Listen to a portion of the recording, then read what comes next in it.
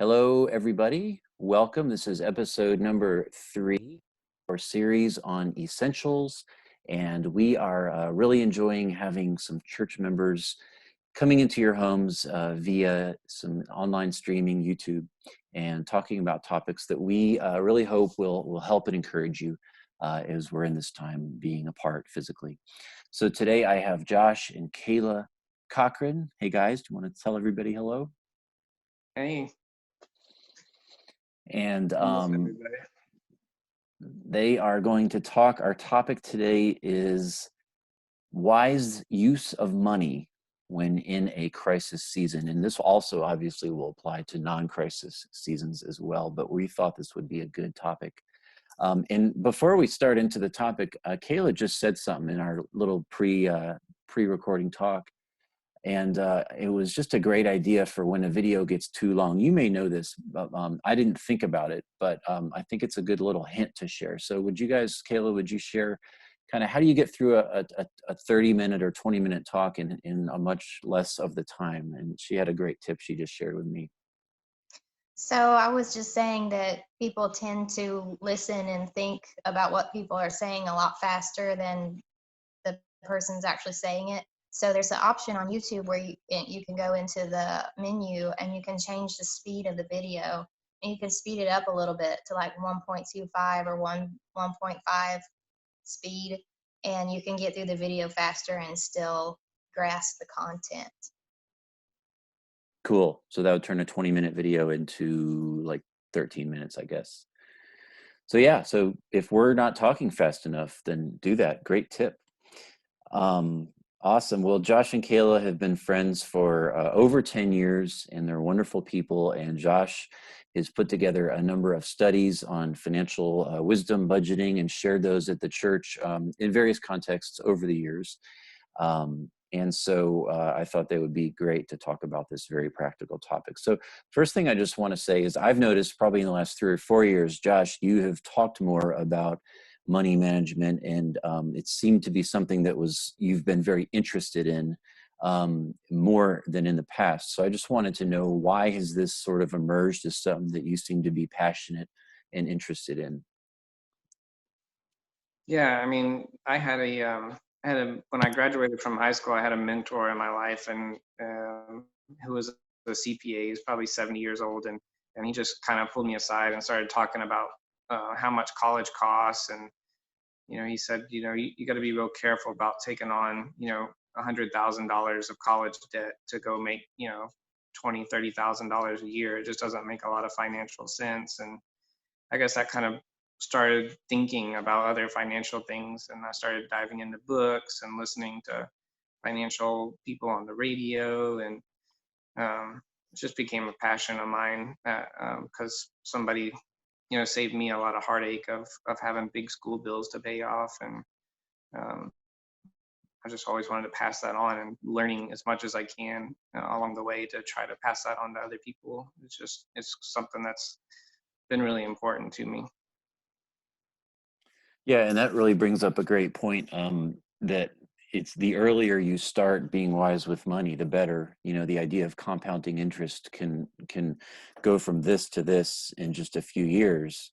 But the opposite is true also. If we're making our money work for us, that compounding interest can work in our favor. So the quicker we are able to use our money wisely and not owe as much, but rather be able to save and give as much, the better. So that's, yeah, the earlier you start, I think is it's absolutely. Um, Kayla, you want to add anything on that?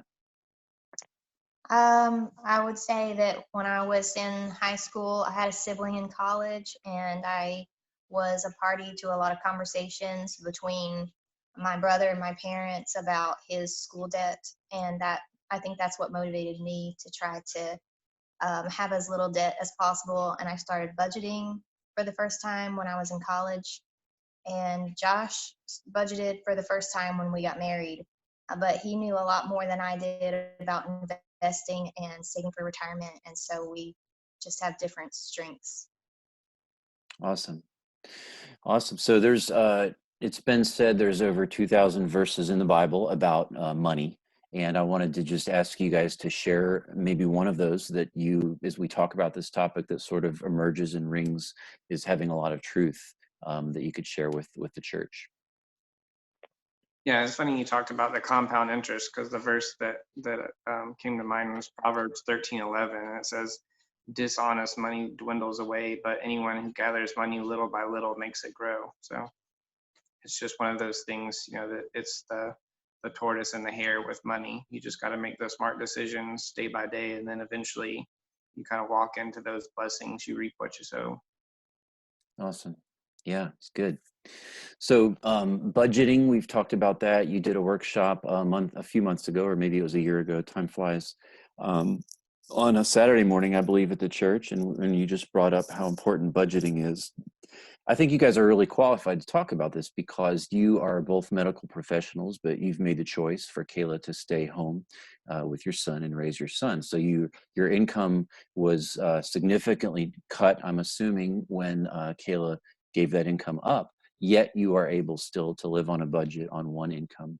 So just give us some basic budgeting. I mean, this is, just very, very basic stuff, maybe for folks that are new, before we kind of jump into a little more detailed questions. Just some basic, just a few basic things that have to do with money management and budgeting.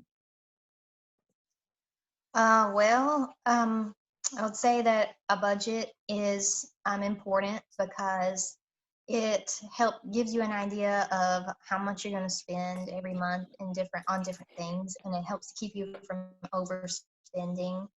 And if you are not budgeting right now, or you never have, you don't know how, this season is a really great time to learn and start doing it for the first time. But basically, how you make a budget is that you take a piece of paper and you look at your income, you subtract all of your bills, like your fixed bills, things that you have to pay every month, and whatever's left, you determine how much of that you're going to save and how much you're going to use for your variable expenses, like your groceries and your gas, and things like that. And then basically, once you've decided how much you're going to spend on those things, you stick to it.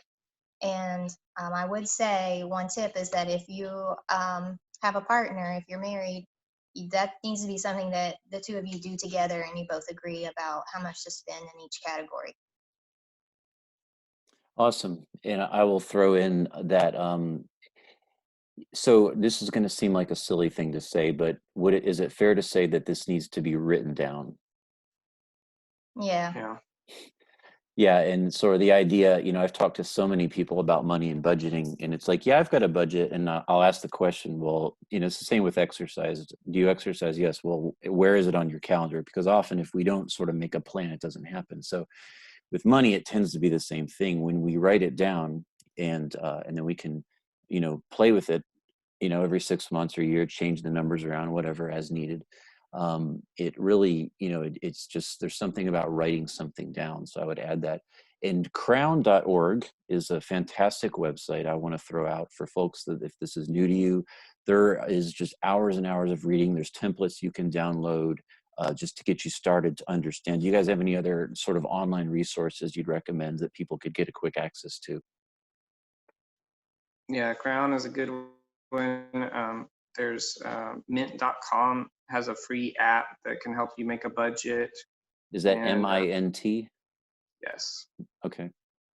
And then Clark Howard is a good one for just finding good deals on things and getting your research done, so you get better deals, more thrifty. Cool. Awesome. So another thing we talked about that we felt like would be good to share with the congregation would be the idea of, in a crunch time that many of us are in right now, how could a person learn, let's say your budget is $100 a month, and we suddenly had to function on 80 or 90, and I'm just using that as a percentage. So what if we suddenly had to crunch our budget down to live on 80% of what we were, 80 to 90% of what we were, of what's happening to some people right now. But it might just be a good time. Let's say you do have debt, college debt, credit card debt, whatever, you're trying to turn that around and get out of debt. So you want to take, let's say, 10, 15, 20% of your income and start putting it towards the debt. and only live off 80%. Give us some tips about how to maybe streamline a budget, ways to save money so that people that are trying to, reduce their spending could get it maybe down to 80% of what it is. What are some creative ideas that would help people? I mean, first off, I mean, we're saving money by not having any toilet paper to buy, so that's one option. But no, we seriously, we've got a couple other ones. The first thing is just get rid of your cable package. I mean, if you have a big cable or satellite bill, there's really no reason to keep that around. You can still keep entertainment. You could subscribe to Hulu, Netflix, Disney Plus. They're like $10 a month versus hundreds and hundreds of dollars for cable Netflix. Do things with your family, play board games, find other ways to have entertainment that just cut the cable. It's a dying industry, and it's time that I think we just kind of helped it go out the door because it's overpriced for what you get. It's good. I would say that, and this is a lifestyle change, and it doesn't, it's different for every family. It's not always going to look the same for every family, but the way that you buy groceries and cook is a big deal when it Yes. comes to budget. Because it's healthier and it's really cheaper to try to make as much of your own meals from home as possible. And so you make a menu, you make a grocery list, and you go to the grocery store and you only buy those things on your list. And trying to buy as few convenience foods as possible. Even though that's the easiest thing to do, but with a little bit of effort, you can learn how to cook even simple things. Over the years, I have collected, and this is the old school way to do it, but I have a binder that is my cookbook. And when I find a good recipe, I either write it in here or I clip it, just like your grandma. And that's what I look at when I'm making my menu every week. And, gradually you're just able to cook more and more at home. I mean, when we first got married, when I first started running a household, I there was a lot of hamburger helper and frozen pizza. Over the years, I've learned how to do a little better, and I've saved money. And right now, I spend about $50 a week on groceries. Awesome. And for some people, that might seem impossible. I remember when we started, we were spending 40 a week on groceries. And then as the children, there got to be more and more, it costs more. Right. I think our kids eat more than we do. I don't think I know. But yeah, I mean, it is possible to do that if you don't have things like desserts, soda pop, Coke for those Southerners here that are listening. And like you said, planning, and I love what you said, Kayla, because if you do plan the meals in advance and you know what you need, it's much easier to buy in bulk, buy something that will last 2 or 3 evenings instead of having to buy doom, doom, doom, doom, doom, and making all these trips to the store. That really is, so you actually have a list of grocery lists, like, yeah. And, again, these are simple things, guys, but for some folks, I mean, I know people that eat out 2 or 3 times a day, and that it'll just kill your budget. The money just goes away Yeah. so quickly. Any other ideas for the 80 to 90% reduction? Yeah, I mean the cutting out subscriptions. I mean, some people weren't going to the gym before the coronavirus quarantine started. So if you got a gym membership that you haven't used in a year, just go ahead and cut that off. There's tons of these little subscriptions. They try to get you to do Apple Music, XM radio. These things, are fine, when you have plenty of income coming in, but it's a quick way to put 10 or $20 back. And if you have 3 or 4 of them, that might be $100 back in your pocket every month. So just, keep the ones that you need and use, and cut the subscriptions that you don't need. Some people, I was thinking there might be a few people that need to make a deeper cut. And so I just can't get away from saying that, like, high car payments, if you got the average car payment in the States is like $500 a month. And some people might be in a situation where if you're spending $500 a month on a car payment, you might need to cut that out and buy something that's a little bit cheaper and paid for. people are afraid of repair bills on cars, but I mean, you could replace most of the car and spend less than $500 a month and then have a rebuilt car on the other end. So just stay away from things that you have to pay a lot of money for every month. Yeah. I also wanted to speak towards a strategy for avoiding impulse buying. I feel like this is pretty practical, and that is if you think of something or you see something that you're thinking about buying, and it's just something that you want or something maybe would be useful for your household, make a list, write those things down, and then think about it instead of buying it right away. And then if you're blessed to have people in your life who want to buy you gifts at Christmas um, and your birthday, you can give them that list, and sometimes you can just avoid spending money on things that you might regret later. Yeah, that's excellent. Yeah, that's great. Good stuff. Anything else on that, the 89%? I'm not sure how many things you guys wanted to share. So before I move on to another idea, wanted to see if there's anything Yeah, else. I mean, I would just again, I would reference the Clark Howard website. He has a ton of stuff about how to save money. Particularly cell phone bills are another thing. Like cable, it can be really expensive. So, if you've got unlimited plans for everybody in your family, you might want to drop that down to a shared plan, or maybe price different services. You can save considerable money by getting away from some of the big carriers with the unlimited plans. It can be upwards of $100 a phone. So just be just shop around and do your homework, because you can save a lot of money on cell phones too. Yeah. And I want to shout out, I mean, these are all little things that add up. I mean, just the things you guys mentioned, probably for the average budget would be 20% or more. Um, our budget, our personal budget, I think when we started, there was 8 line items back in 1996. I think now there are maybe 15. For us, it starts with taxes and tithe, and then there's 13 or 14 other items that that go into that: food, supplies, toilet paper. But as you mentioned, that's no longer an issue. Um, I, but and then the lack of things. I mean, in our case, there's no cable bill, like you mentioned. So if you just start knocking those things out, you really just end up with hopefully 10 to 20 actual items, and then the goal being to reduce every one of those you can that's a debt. um, I want to shout out to the Baptists. Right now, my wife learned from an early age from 2 parents that have been Baptists, I think, since the womb. She learned just the value of all the things we're talking about. And so that idea of frugality, of giving, of not living above your means, and those sort of things that you guys are talking about, has been something. And the reason I say that is that passing this stuff on to your kids is super, super important. We as the parents set the model for our children, even 1, 2, 3, 4 year olds growing up, seeing how we treat our money shows them a model.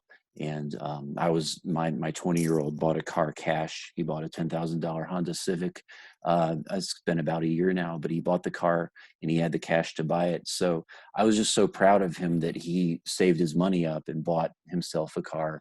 And so just those kind of things, they get passed on. And I just want to mention that in this conversation, how important it is that we as parents set that trend for our kids. So one last thought as we kind of close here. The news says we're getting a stimulus check. The average person's getting $2,000-$3,000 more if you're have higher income or more children. So just some thoughts. Josh and I were kind of talking about this before we turned the recording on. What do you guys? Well, just give us some recommendations. How to spend that money? I mean, suddenly you have $3,000 effect. Yeah, we kind of thought of like, 3 different people, hypothetical people in this situation. So the first would be basically the average American. So the statistics say out there that before this downturn started, that like just under half of Americans, like around 40, 50%, couldn't afford $1,000 emergency. So, if that's you and you really haven't had any savings and your job is on the line now, or you might be laid off for a little while until the economy restarts. And I think this money needs to become your emergency fund. If you need it to pay bills, if you need it to keep the lights on at the house, to get groceries, just put it in a savings account. Don't touch it. Don't pay off any debt. Don't, just put it there for the rainy day when you need it. So that's the first person. If you fall in that camp where you have no savings and your job is a little risky right now and you're not sure where you're going to get money, then you just need to make that your emergency fund right off. The second person I was thinking of was someone who maybe has an essential job. They're a grocery store worker, they're a nurse, and they maybe haven't really gotten on board. They might have a little bit of savings, but they've never really, drilled down. So for that person, I would say, make sure you have $1,000, cash in case of an emergency, but then start paying off some of the high interest stuff, pay off credit cards that, just have, obscene amounts of interest on it, pay off towards car loans and that sort of thing. And then the third person was someone maybe who has a little bit of savings. Did you want to talk about it? Yeah. So if you are somebody who's, say you've been through Financial Peace University with Dave Ramsey and you're on your baby steps and you already have an emergency fund and you already have your debt paid down, and so first of all, congratulations, because that's not easy. And then secondly, if you're wondering what to do with this check, we would encourage you to consider being generous with that money and putting it back into your community, and trying to help people. You can consider donating to a charity like the food bank, the Red Cross, Samaritan's Purse, something, whatever you feel passionately about. Or you can help people that you know individually who are struggling by buying them gift cards for groceries and things like that. Just consider being generous. Awesome. That's great. Super. Anything else, guys, as we close? Are there any other thoughts, things we haven't covered that you feel like are on your heart to share with the church? Yeah, I just really, I think is important, just like everything else, is just to remain calm. Don't do anything, that is a big thing during this time. Don't buy a different house or make any big movements. It may be tempting to like pull out your retirement cash because you're afraid that it's gonna dwindle. But if you pull that money out, not only have you lost the money that has gone down lately, but you'll have to pay huge amounts of taxes on that. So just remain calm and don't spend money on credit cards. There are other ways to, if you're having a cash crunch, to bring that money up. So with big parts of the economy shut down, it's shifting to other types of work. They're hiring tons of temporary workers in grocery stores, and they need people in factories to produce stuff, and the farm work, agricultural work is still going on. So look for something outside your normal job to try to make a little extra cash flow if you're in a crunch right now. Look at unemployment benefits.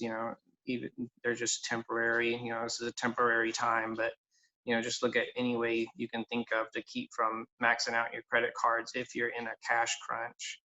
And the